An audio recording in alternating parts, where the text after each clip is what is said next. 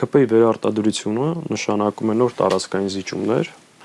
նշանակում է կանաչ լույս երկրում վերջնականապես բռնապետություն հաստատելու համար, նշանակում է, որ Հայաստանի Հանրապետությունը վերջնականորեն դառնում է Թուրքիայի եւ Ադրբեջանի վասալ պետություն։ Սա դասական ընտրություն չի կենսաթոշակները բարձրացնելու, նվազագույն աշխատավարձը բարձրացնելու եւ սոցիալ-տնտեսական հարցերի մասին։ Սա գոյաբանական ընտրություն է։ Սա ընթացիկ դասական ընտրություն չի, նորից եմ կրկնում։ Այս ընտրությունները որոշելու է մեր երկրի հետագա ընթացքը։ Մենք ինքնիշխանություն, պետականություն, հայկական ինքնություն ունենալու ենք, թե ոչ։ Այս ընտրությունը դրա մասին է։